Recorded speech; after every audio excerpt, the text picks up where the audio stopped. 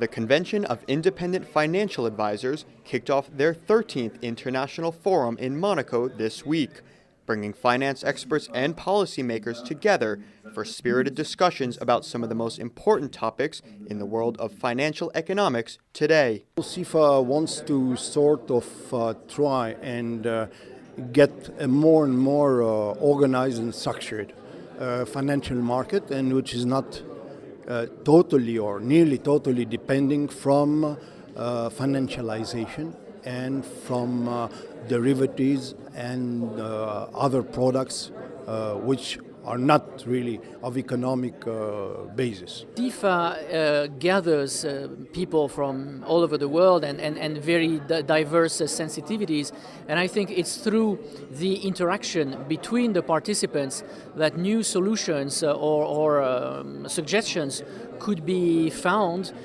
to address those specific issues. They are well known for not hiding behind their shadow and speaking their mind out in a very constructive way. CIFA, which recently received the highest general consultative status at the Economic and Social Council of the United Nations, brought financial perspectives directly into alignment with conversations about the global imperative of sustainable development on the first day of the forum, inviting senior United Nations officials and development experts to share their thoughts on how the private sector has been a key player in the new Sustainable Development Goals. So it's the combination of number of variables that have come together where private sector is going to, we are very optimistic, engage in a far more visible and intense fashion than it did previously. And let's not forget, clear recognition by governments.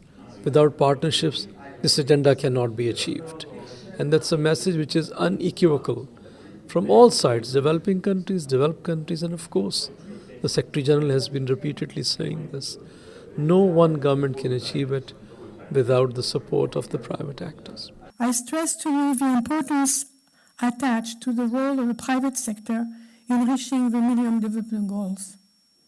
A strong and stable international financial architecture responsive to the priorities of growth and development continues to be the priority of the General Assembly.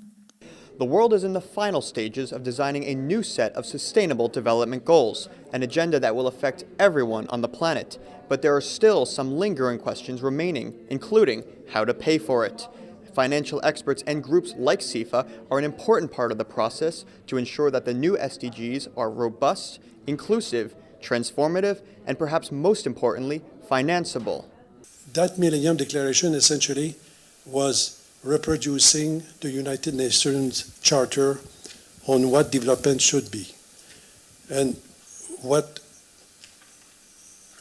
essentially were the key words at the time was that there can be no peace without development, and there can be no development without peace.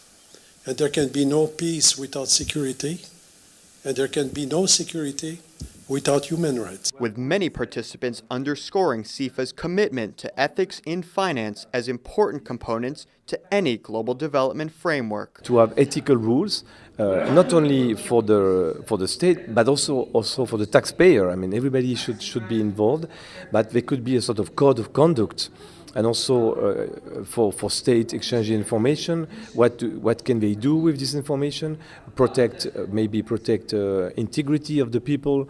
Don't sell this information and don't use it for a different purpose for what you have requested. The first day concluded with an energetic and spiritual reminder that the human element is the most important factor in all decision making, political, economic, and social. Responsibility, ethical investment, also responsibility toward the environment is more like based on things like crowdfunding, microcredit, cooperative banking, and just also, even for classical investors, is tapping in your basic human qualities of being a fair human being, a good human being, and trying to promote that in society.